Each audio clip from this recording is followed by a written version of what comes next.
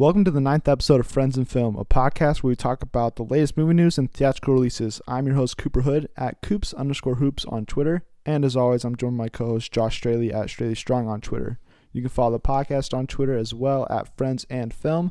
And you can subscribe to us on SoundCloud and iTunes at Friends and Film using the and sign. And on YouTube as well, at Friends and Film with all the letters. Josh, what have you been up to? What have I been up to? Well, I just finished an entire binge watch of The Office. Wow. Seasons 1 through 9.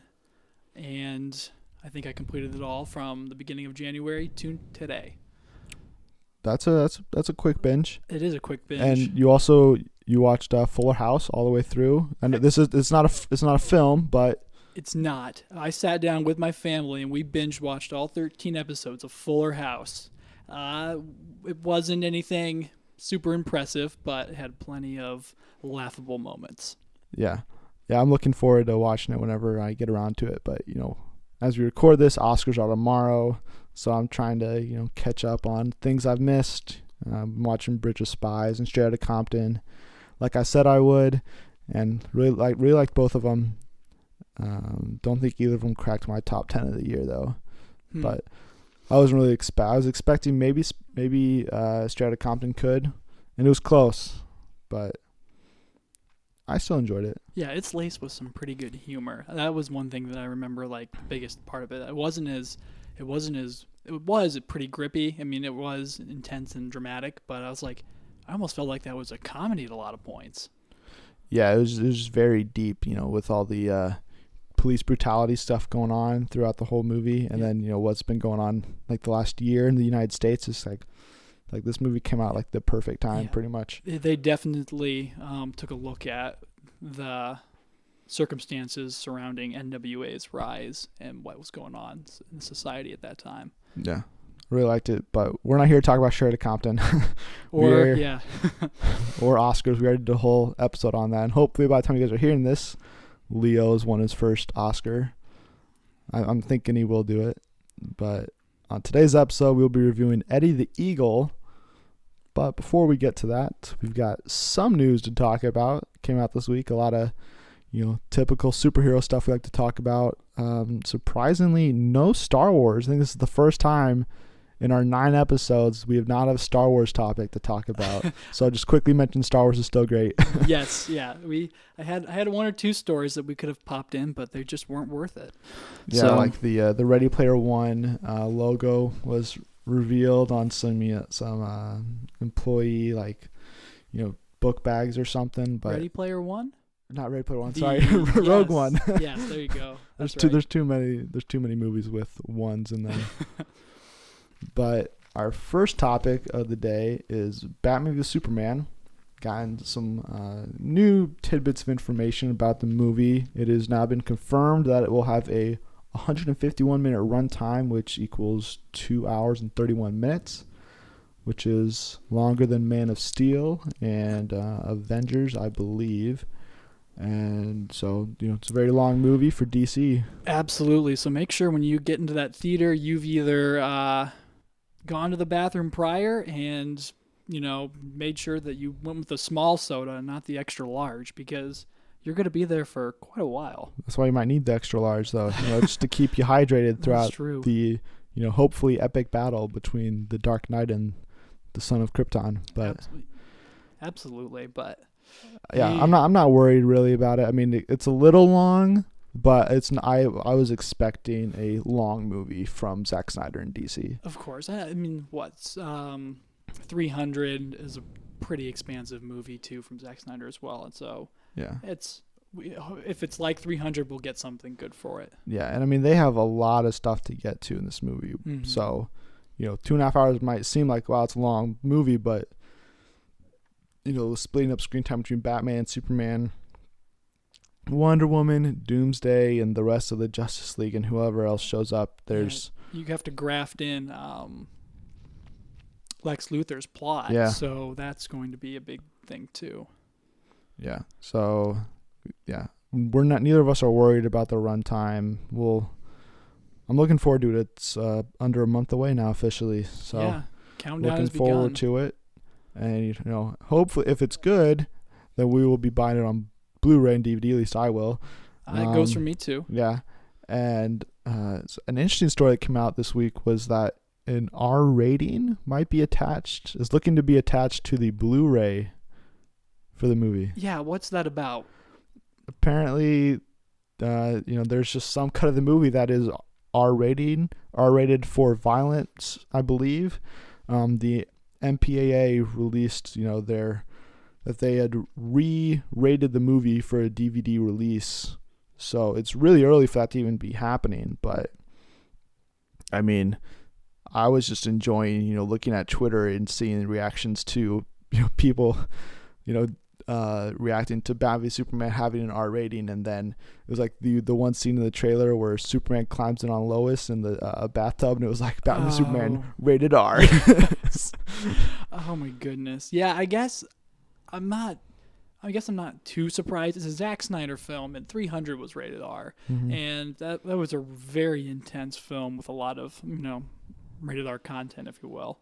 But to take a superhero movie that's going to kickstart the rest of the Justice League, that's I think it's almost sending a message to, almost everyone that, hey, these are going to be super intense films, or at least that's going to be the impression they're going to try to give off. But if they want to draw that theater audience, they've got to do PG-13. Yeah. I know Deadpool made, is making a lot of money right now, but, it would definitely alienate some of the audience, I think, to have, growing up all their lives seeing Batman and Superman being a PG-13 character, and then, getting ready to go see this one, like, oh, it's rated R? That seems unnecessary. So, this one is for everybody. DC's universe might be a little more dark and gritty than, some of the other Marvel movies, but this one is, definitely they're still hoping all those kids come and see, and they become big fans of the characters and the movies, and, keep coming back because they've got a lot on their plate. Sure.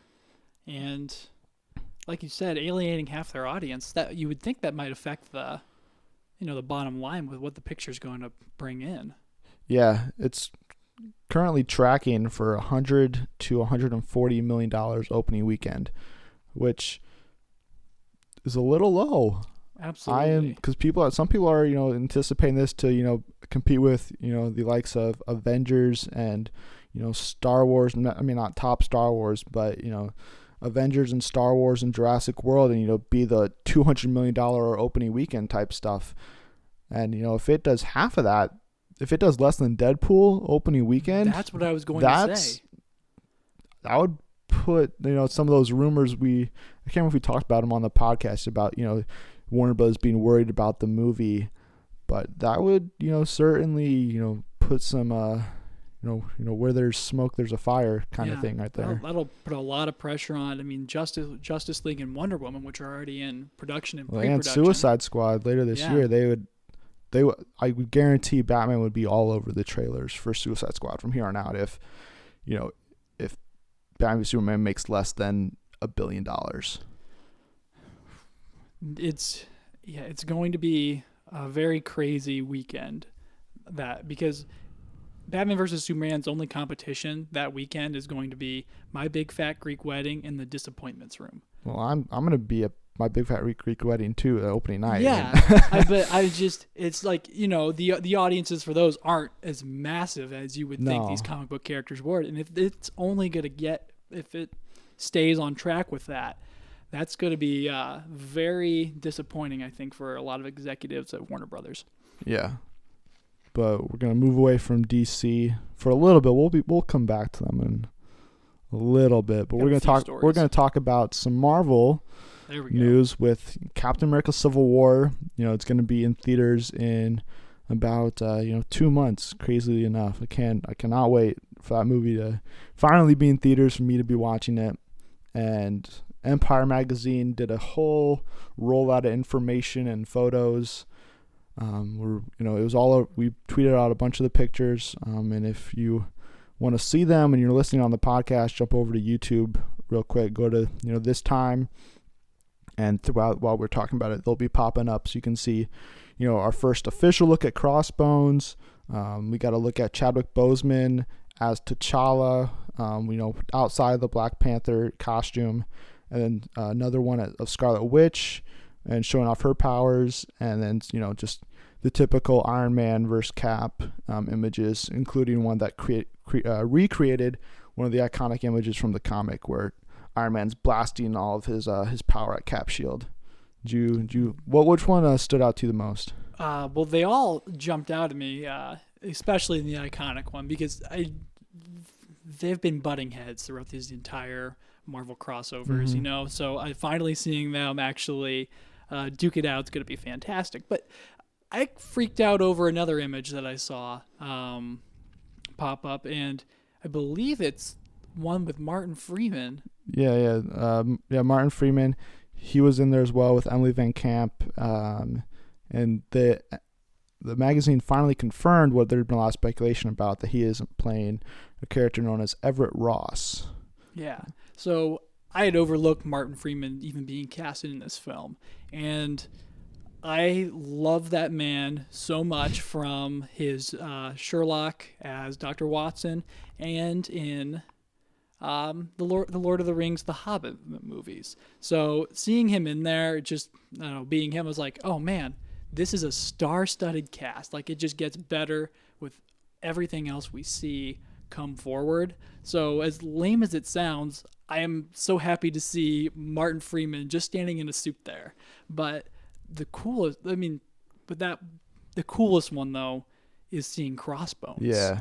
How ominous did he look? Oh, he looked fantastic, and I mean, I've seen plenty of them because there were set photos that leaked, or I don't know if they leaked. I mean, I'm sure Marvel's like, hey guys, snap these photos and push them out there so people know we're filming, type of thing. But he looked great, and I can't wait to see what Frank Grillo does as Crossbones, and see what his storyline is, and see if maybe he lives up to his arc in the comics.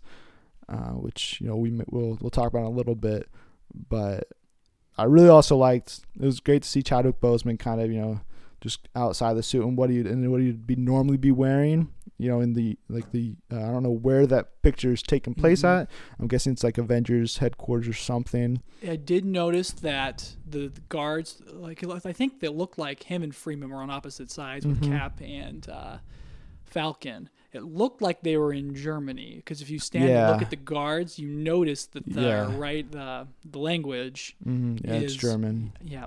So. Yeah, and then I also really like the Scarlet Witch picture, just because Elizabeth Olsen just looked like really creepy and kind of like she's losing it. She looks crazy, and she has talked about before how Scarlet Witch is kind of the wild card of the movie, and how this is gonna whatever. I mean, she's insanely powerful. So there's arguments could be made that she's the most powerful person in the MCU when she realizes what all she could do. So seeing pictures of her kind of looking like maybe she doesn't have total control over her powers right now, I'm very much excited to see her arc in this movie. Yeah, and she's gonna have a chip on her shoulder with the death of her brother too. Yeah. I mean, that's still gonna be carrying over. So whatever's going to start to happen, obviously, she's not a fan of Tony Stark's, immensely. So when the conflicts begin, she's absolutely going to have an axe to grind, I think. Yeah, definitely. And then Empire also released some other, tidbits of information, like Black Panther is still a prince. He is not yet the king of Wakanda. So somewhere in the world, T'Chaka, his father, is still ruling Wakanda, and we'll probably see that in the Black Panther movie, and see how he becomes the king. And then Pepper Potts, Gwyneth Paltrow as Pepper Potts, has been confirmed to return. She did some reshoots, and that this will have what the Russo brothers said was, quote, a dramatic ending that will possibly be very controversial to some fans. Really? I have not heard. Man, I know Civil War is a big deal in the Marvel Comics universe, but there's no way I ever heard anything about a controversial or super dramatic ending. No, it's very just very plain. They just after fighting for about 30 seconds, they just kind of look at each other like, we shouldn't be doing this. They shake hands like, we'll be friends again. Martin Freeman brings out a tea set. They sit Yeah. down. Benedict Cumberbatch cameos as Sherlock. It's perfect. Yeah. But really, I'm excited that Gwyneth Paltrow will be back as Pepper because she's been gone for the past couple of movies. But the dramatic ending could go a couple of ways, I think. I think it could go a couple ways too, but if it goes the way that we're trying to refrain from saying out loud right now, why would they tease it? Well, we can say this. Okay. This movie is based on a comic that is a decade old, roughly, I believe. I think it came out in 2007, so it's 9 years old. Yep, it was a big deal when it came out. So if you've read the comics and you know how it ends, then you would understand what we're hinting at. And I kind of want to talk about it, just get the opinions out there, but we can wait and do something where we'll do a full spoiler-y preview of Captain America Civil War. Maybe even take a look at the comic book arc and sort of piece together what we see lining up. So it won't be. I think the ending may be the same, but then there are parts throughout it, just because of rights issues and who hasn't appeared in the MCU yet, that certain aspects of the story will have to change. Definitely. But yeah, we won't get into too heavy discussions about possible spoilers. But I also I want to say that I do think it'd be cool if they switched it the other way. Oh, okay. Well, we'll come back to that, and you can elaborate on that theory. Well, we'll come back to it in the probably a month or two right before Civil War. We'll do a little spoiler speculation segment, kind of similar to what we did to Star Wars 7 before we even launched the podcast. But, we're going to go back to DC. Yeah, a superhero movie that we don't actually know everything about yet. No, because we learned this week that Justice League has an official start date to filming, as Zack Snyder told the W that it will start filming on April 11th, which is only 2 weeks after Batman v Superman hits theaters. So they're already in heavy pre-production. He tweeted out a picture earlier this week of him and Jason Momoa, behind the scenes of Justice League, and you could see Aquaman's costume and some maybe possible Mira concept art and the Flash costume in the background with what some people think could be a Nightwing suit, but we don't really know. I'm just kind of surprised that it's going to be filming so soon after BVS. Especially when we thought that there might be some issues up at Warner Brothers, right? Yeah, because there are rumors that if BVS doesn't do well, that they'll push Justice League, and that Zack Snyder wouldn't even direct it. So it seems those rumors, either that or Warner Bros. Just kind of trying to get ahead of it. Mm-hmm. But if those rumors prove to be true, then they're going to have to backtrack on all this, and that's going to be a terrible look for them. We also have George Miller possibly being a producer on the movie, as an acting or an audition call listed George Miller as producer for Justice League. So this is where I started to think about it.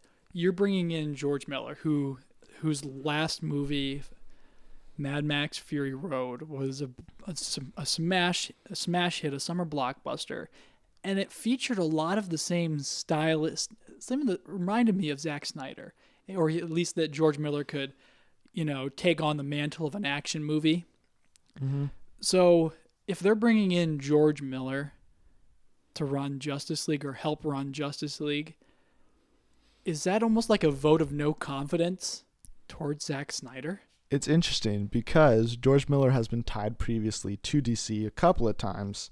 He was supposed to do a Justice League Dark movie a long time ago, and he had a full cast and everything. They were ready to go, and then production was just shut down before they got to start it. Arnie Hammer was supposed to be in it. Oh, wow. I can't remember the rest of the cast, but they were very close to having that start, but they pushed aside. And then last year there were rumors that he was going to do the Man of Steel sequel, and direct that, where he was on the set of Suicide Squad as it was filming. So he has a strong connection to Warner Brothers and the DC universe. So having him be a producer is not surprising, especially if maybe they want to do Justice League Dark with him in the future, or have him just do any other movie. That way he's involved in the process of Justice League to understand the story. But I also do think it kind of gives them, some sort of cushion where if things don't work out the way they want it to with BVS, that they could get rid of Snyder and just be like, oh, there's scheduling conflicts, even though he's the one that confirmed that when it will start. And then be like, but we have Oscar-nominated director George Miller coming in direct instead. It's like, what? Like, people would go crazy about that. Yeah, I mean, it's a situation where they could replace Zack Snyder, if that's even a thing that's happening. This is all sort of speculation at the condition of Warner Brothers and the DC movies that they're working on. So yeah. I just thought that was super interesting to think about them bringing in George Miller I know it's still pre-production, but it's late pre-production. And I've just kind of clicked off a few things for me. So it's weird just because he's kind of talked about how he doesn't want to do another long process like how Mad Max Fury Road was, where getting involved in a DC movie would definitely be a very long process. So maybe that's where he doesn't want to do a director's for it just because of how long it would take. But as a producer, he can be a little more hands off, but still be kind of overseeing everything. Definitely. Another interesting piece of news about producers and directors is from the Pacific Rim franchise, where Guillermo del Toro has been pushing for a sequel to happen. He's wanted to direct it, and his rumored budget for the movie was like $300 million or something. Yeah. What? Yeah, it's insane. But apparently he's not going to do it anymore, as it was announced, or Deadline broke the story, that Stephen DeKnight, who was the showrunner for Daredevil season 1, as well as he ran the 4 seasons of Spartacus, which both are on Netflix. So if you aren't familiar with his work, you can catch up on it. But he's going to be directing Pacific Rim 2 with Guillermo del Toro on as a producer. But the interesting thing is, Pacific Rim did not do that well domestically at the box office. Did really well over in China. And then Guillermo's been the one that's really been pushing for the sequel to be made. So him not even directing is really weird. And getting a guy like Stephen DeKnight, who I liked what he did with Daredevil, he's never directed a movie before. This is a big step up from a Netflix miniseries to a huge multi-$100 million franchise. Yeah, first of all, a $300 million budget for a Pacific Rim movie is outrageous. Yep. I cannot believe he had something very gravitas planned for it. I don't know, but I do agree with you to a certain extent that it's going to be really different for him to helm a heavily CGI'd movie. But I think him doing Daredevil on Netflix, where it's a binge watch culture, I think that helps him out just a little bit more, because he's got one entire story that he's doing. He's not writing a ton of different mini stories and then putting that into a show. So I think that'll help him. But is it kind of a surprise to you that they went with someone like that? It is definitely a surprise that they went with somebody so unknown. But kind of what you were talking about with how the Netflix experience could help him. He took over for Drew Goddard as a showrunner of Daredevil. They were like only months away from production when he took over, so he really had to really get a hold of that series quickly to make it his. Whereas I feel like it's kind of the same thing with Pacific Rim 2. Guillermo started it, and he's been the one writing scripts for the sequel and stuff, I believe. And then he's going to take over whatever has been established, make it his own. And then he was in the Transformers 5 writing room where, they decided, hey, we have so many great ideas. Let's make 3 movies. You like big robots. We like big robots. Yeah, so maybe that added influence there. But I'm looking forward to what he could do with the franchise. Yeah, I mean, Daredevil is a fantastic series, like you said. Season 2 is going to be insane. Absolutely. So I have no reason not to think that Pacific Rim 2 is going to be awful. It's just not my cup of tea. Yeah. I mean, I'm not expecting it to be like one of the best movies of the year whenever it comes out, but I'm looking forward to it whenever it does hit. Absolutely. And then just two other really brief stories we'll touch on. Ty Sheridan has been cast as the co-lead of Ready Player One, according to Deadline.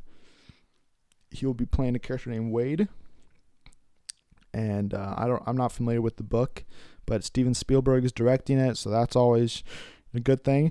And then the two other cast members are Olivia Cook, who I really liked her performance in Me and Earl and the Dying Girl. She was the dying girl. And then Ben Mendelsohn, who is he's going to be playing the villain in that, and he plays villains very well. Yeah. I guess I'm not familiar with anything that he's been in. Have you seen Mud? I haven't seen Mud. I knew that he's in the Scouts Guide to Surviving the Zombie Apocalypse that hit this last fall. He's the new Cyclops for X-Men Apocalypse. Really? Yeah. So he may not be he's not a big name right now for the average movie-going audience, but similar. I mean, but after X-Men hits in late May, he's going to be kind of one of those guys where it's like, whoa, like he's going to start you'll hear his name a lot. Yeah, it's kind of, it's really odd, like, when you meet someone for the first time, and then they do really well in their performance on screen, and then the next 6 months, you see them in, like, 1,000 different movies. I'm sure it's scheduled like that, where the agents get their actors a good film to star in, and then next thing you know, they use that as leverage to place them in other films, or they get or they recommendations from directors, et cetera. They get on other movies before this movie that they get big fame for is even put out, but they don't expect it to be that big, and then they're stuck in other not very good movies. People are like, why'd they take these movies? It's like, you gotta understand, like, these actors took these movies way before that movie came out, where they might not have known, this movie is going to be one of the greatest movies of the year, but I still need a paycheck, so I'm going to go do this other movie just in case. Yeah, I think I don't know this for a fact. I know that the Red Dawn remake had a ton of production issues, but that was actually one of Chris Hemsworth's first lead roles that he picked up before Thor, but it just so happened that it was after Thor.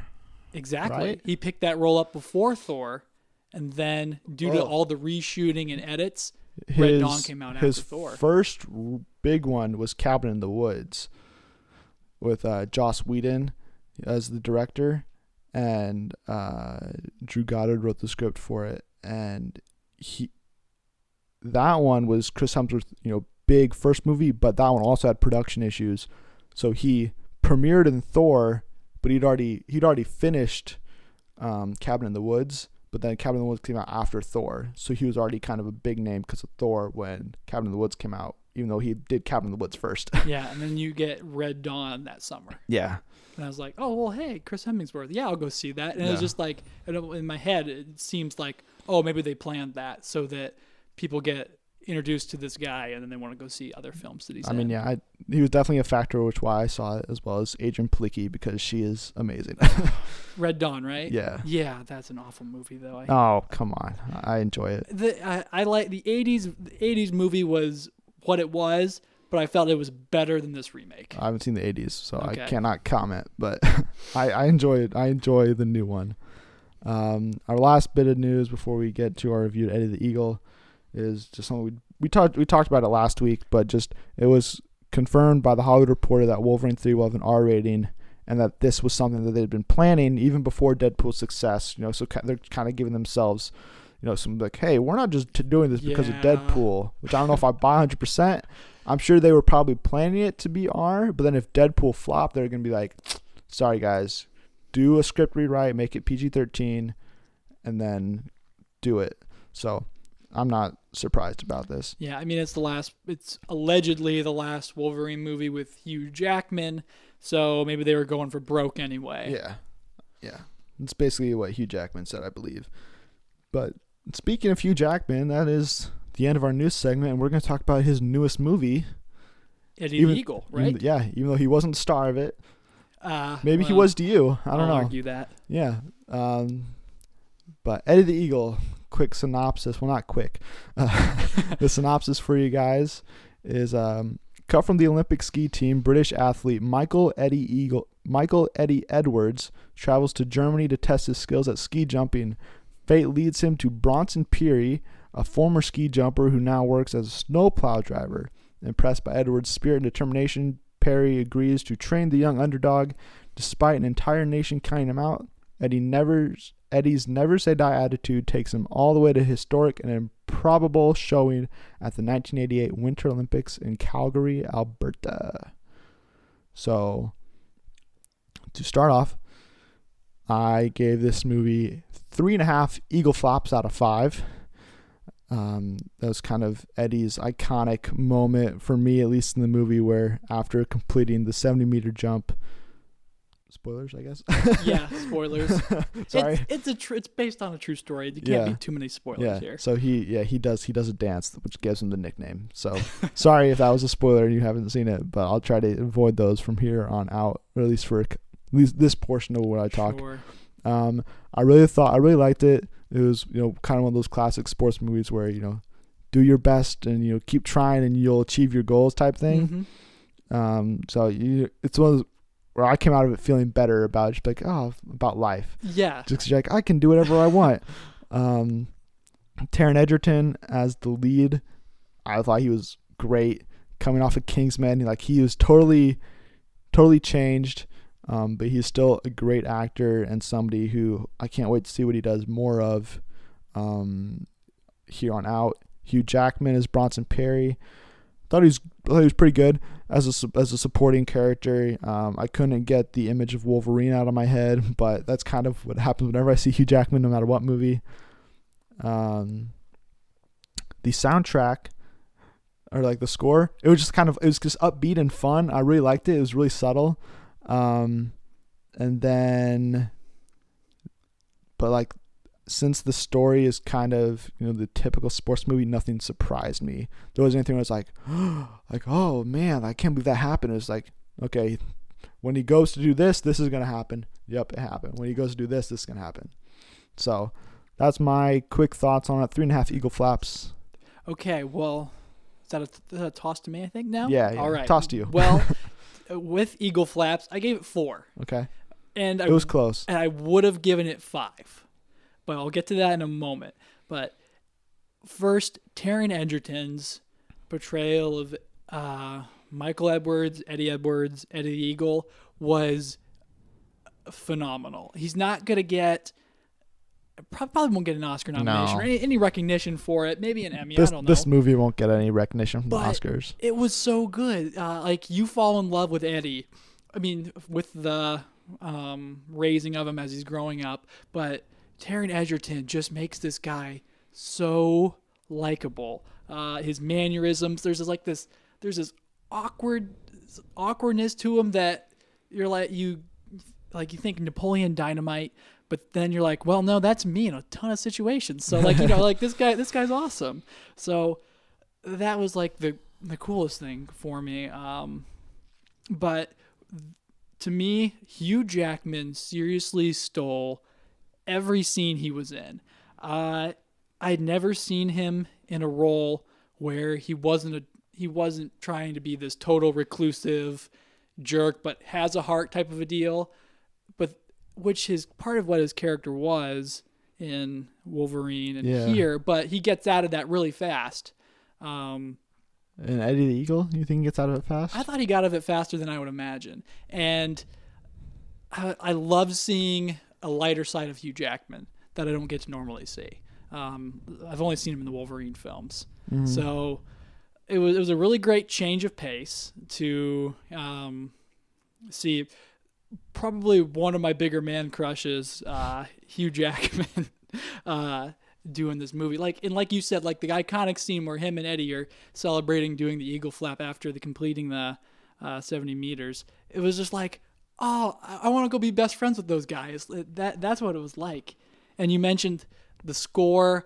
Anytime you can fit a Hall & Oates song into your movie, you're gonna do super well. And like you said, it was a typical sports movie, but it was, I don't know, it just felt much warmer than that. Yeah. It was like you felt some of the drama at times, but at the same time, you knew it was going to happen, but you couldn't help but be outraged, even though you knew how it was going to go. Like, right. So. Yeah, I almost gave it 4. I just needed something. I don't know. There was just a little something missing to give it 4 eagle flaps, but that was exactly what I was expecting it to be, a 3.5 to 4 movie. Yeah.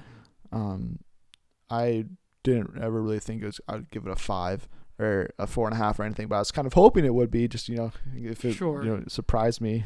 But I mean, I really liked it.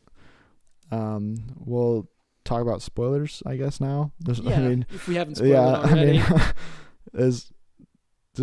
don't really know how you spoil this. I mean, if you see the movie, you kind of know what's happening, and if you haven't seen the movie, you could probably guess what's going to happen. I think as the movie progresses. Or if you were alive during the Olympics at that time, he was a huge headline. Then you definitely know what happens. Absolutely. But that was definitely one of my favorite things, was seeing after he completed the 70-meter jump, seeing him interact with the media and just being like a regular goofy dude, and how he became kind of in today's age with all of social media, and how anybody gets famous just from a Vine or a picture taken, like Target, whatever. Or Daniel. Daniel guy. Daniel. Yeah, I don't care. So people just get famous overnight, and that's exactly what happened to him in the 80s. So that was just great. And like Edgerton like killed it as like a super, like going from Kingsman, where he is the cool spy, to Eddie the Eagle, where he's a shy, like not confident in anything. He has like the self-confidence he's going to be an Olympian, but he doesn't have the confidence to, like, he doesn't exude confidence. Yeah. So then like his like quirky, like stupid, like thumbs up, double thumbs up, and like his like smiles were so great. And like every time you would do it, I just start laughing, just because like it was just something like stupid, but it was like fun. I hadn't felt this good about coming out of a theater since Toy Story 3. Like that was the level of just, I don't know, I want to say heartwarming, but like level of love that you get from him, right, for him. Like you said too, he would be a meme today. Yeah. And I mean, he'd probably be a meme now. It's possible. Coming out of the film. You said you almost gave it a 5. Why didn't you? What took it down a whole star? I was sitting in the theater kind of before the film started, and I looked up Hugh Jackman's character. Well, let's see what this guy's about. I want to see what this guy's up to, because he sounds awesome.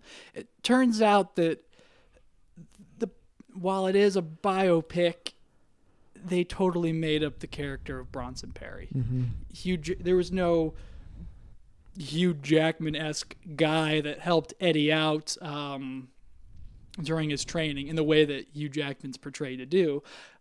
It turns out he was just trained by two Olympic coaches for this, and it's just not as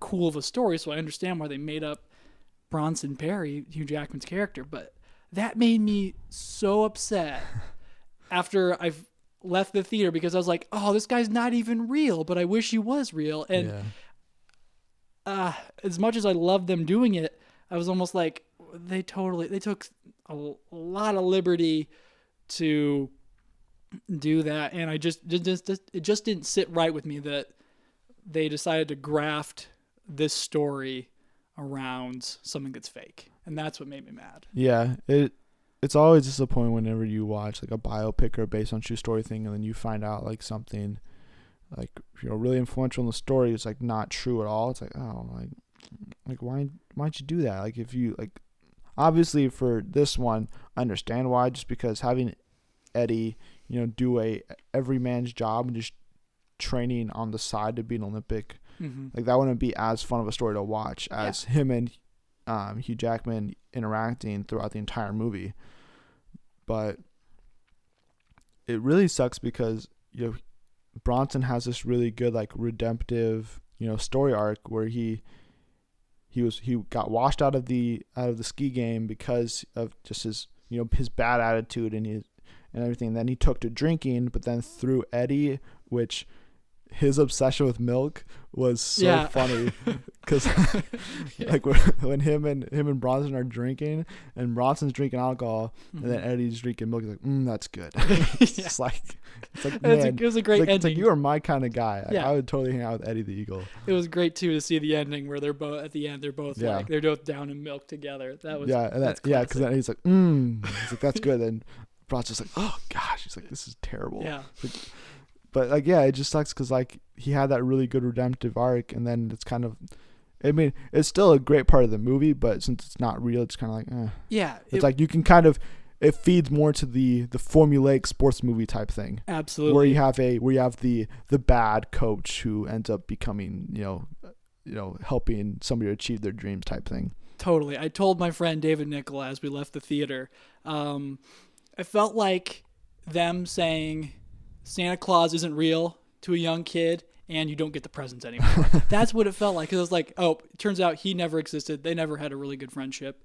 And he never, did all that. I'm like, really? Mm-hmm. So that was the most upsetting thing. And that's why, I think it could have been a great story, even if they did try to adapt a little bit with the two people that actually helped him out during his Olympic training instead of Hugh Jackman. So with that, I couldn't give it 5 out of 5, even though I really, really wanted to. Well, see, I think if they did go more truthful to the story and have him, stay as just like a worker and possibly like work with his dad and just do what did he do? The dad's job. He did like siding or it was something with construction. Yeah. But if he was just doing that and then, because that was kind of something like, it's the classic sportsman things where the parent or like somebody close to the person doubts them and tells them to stop doing this stupid thing, and then he ends up proving them wrong, and then the dad has a "I'm Eddie's dad" sweatshirt at the end. Yeah. But like if they went the more truthful route and they had him stay closer to home, and then as he is training on the side but while still working, having more interaction with his dad and just being like, this is stupid, stop doing it. It's like that was always something I was like yeah, I hate this guy. It turns out Eddie did end up going to New York, so maybe they could have even that, which is true. Maybe that they could have played up him being in the big city of New York more or something like that. But I agree with you totally. It made for a great movie. I took a gut punch when I realized that Hugh Jackman, Bronson Perry wasn't real. So yeah, there were 2 metaphors in the movie that I really liked. One was just from like a cool, like it was just a cool storytelling type of thing. The other one just hilarious. I thought was the first one, which I thought was great for a story perspective, was Bronson, who was the alcoholic basically throughout the entire movie. And then when him and Eddie first meet, Bronson's drinking and the middle of where they at, Germany, I believe that's where they're training. Yes. Yeah. So Bronson's just drinking, and Eddie asks him, or he asks Eddie like about his jacket that he's wearing because it's like it looks dumb, and Eddie's like, "Where's your jacket?" And he's like, "Right here." Mm-hmm. And then, but later on in the movie, he ditches the alcohol and stuff, to kind of help him focus more on helping Eddie. And then when he eventually arrives at the very end of the movie, before Eddie does the 90 meter, Eddie asks him, he's like, "Where's your jacket? Or you traded in your jacket?" He's an official Olympic ski jumping jacket on. And he's like, "That's a new jacket." He's like, "Yeah, I traded it in temporarily." Because like he's not drinking, and then you see him drink the milk. And I thought that was just a cool thing for the character to kind of grow up, push aside his past of, because he mentions that he started drinking because he was kicked out of skiing. Mm-hmm. So to see him, that character development and maturation of him was great. But then the other one that I thought was really funny was when he's teaching Eddie about how to jump. He's like down, back, up, front, or something, whatever it is. Yeah. And he's like, you need to scream when you lift off. Just like you're having sex. And then Yeah.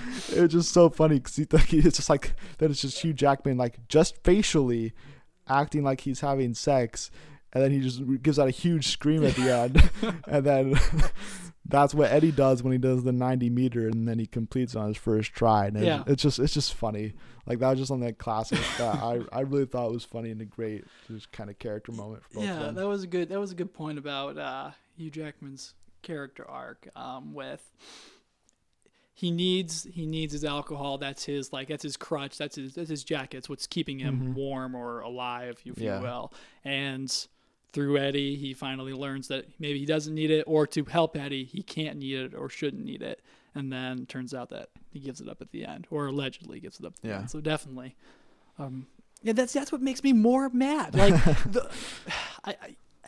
I thought he was going to be real, and then the whole time I was like, he's not real. He's not real. This is all fake. I hate this. Like, I didn't hate this. Yeah. But like, I'm glad I didn't. Just hurt. Those are the types of things that I'd rather find out after the movie's over. I shouldn't have done it. Like after I saw the movie, I was like, I wonder how much of that was real. So I tried to do some research and stuff to figure out, what actually happened. Did he actually do the 90-meter and all this stuff? And because those are always interesting just to look at like biopics and based on true story and see what's real, what isn't. Definitely, and I totally agree with the idea that you got to dramatize biopics up, like The Social Network. It didn't all go down that way. Yeah. Spoilers, guys. But a lot of it was true, and it made for a great movie. Shout out to Aaron Sorkin, baby. So, 4 out of 5 Eagle Flaps. Disappointed Bronson Perry is not real. Yep, I'd give it 3.5 Eagle Flaps. Any other thoughts, or is that the end? That is the summary of my thoughts on Eddie the Eagle. All right. Fair enough. That pretty good talk about it. And before we end, we actually had a fan question come in through Twitter. We've got some fan questions, or one anyway. Yeah, we got one, not some. Hey, hopefully in the future. It's a start. Yeah.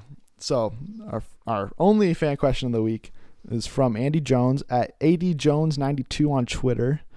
He asked us, who do we find more attractive, Batman or Superman? Ooh.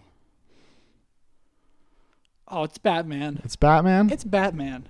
Wait. Which Batman? one? Christian Bale or Ben Affleck? Because actually, or Clooney, Adam West. Gosh. You can go back all the way. Okay, well, because that's the confusing. Can you never specify? Is it like the character itself, Batman, or is it an actor as Batman, or Well, when I say Batman, who immediately pops in your head? Christian Bale. Exactly. So I'm going with Christian Bale. Okay. Well, see, I've not seen the old Superman movies, so I have no real recollection of what he is. Sure. Besides Henry Cavill. Mm-hmm. So, but the thing is, Batman just covered up. So if you're going Batman versus Superman, you can see his face, and you can see kind of the classic handsome superhero, whereas if you look at Batman, you've got a scowl. All you see is his chin. Oh, so yeah, it kind of makes it complicated, the answer. Well, who do you want? I mean, Superman's more of the goody plus like hipster guy, because he's a reporter. Yeah. And Batman is this rough and tough, gruff business guy who also billionaire, punches people in the face. Yeah. So I mean, if this is based strictly on appearance, I'd probably agree Batman.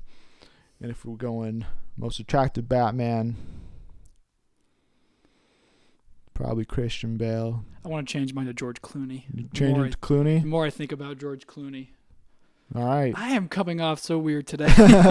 This is a very weird first fan question, but we will answer anything. Well, not anything. Almost anything that pertains to movies. I'm going to compile a list of my top 10 favorite Hollywood actors for next week. You're going to rank your most attractive Hollywood male actors? Yeah, that's what I'm going to do. But yeah, that is the end of this episode of Friends and Film. During our time away, be sure to tell us your thoughts on everything we covered. Tweet us some more questions for next week. Use the hashtag #AskFriendsAndFilm. And you can do that by tweeting us at FriendsAndFilm. You can follow us there as well, where you'll receive updates on the podcast, movie news, and more. You can follow me personally on Twitter for, all my office quotes and movie updates. I'm sure I'll be tweeting about the Oscars a lot after you. Well, you guys have already. It doesn't matter because you can go look at all my Oscar thoughts, I guess. Sure. At Coops_hoops on Twitter. Don't undersell your GIFs as well. You have quite an extensive library of that. And now you can search, but you can't save, which still makes me mad. You used to be able to save GIFs. Absolutely. That's a fantastic new Twitter thing. Send us your GIFs too, but you can send your GIFs or GIFs to me, Josh Straley, at Straley Strong on Twitter. Yeah. And if you're listening to this on YouTube, SoundCloud, or iTunes, please subscribe, like, share, thumbs up. If you're on iTunes, maybe give us a review. That'd be pretty great. Little teaser might help you out in the future. Win a little prize we were going to be giving away in about a month. Mm-hmm. So we'll be announcing what that is in a couple of weeks, and we'll give you guys about a month to enter in. But the earlier you do it, the better. It's not limited to just the time frame, as long as you do it. So if you want to get a step ahead, give us a review on iTunes, and you may be eligible for a special prize about a certain war movie. It's coming out at the beginning of May. But any last words, Josh? No, I just want to say thank everyone for stopping by, and internet like you can't see the comments. Yeah. And as always, be sure to see some new movies before we return next week with a review of what I'm very much looking forward to watching, Zootopia.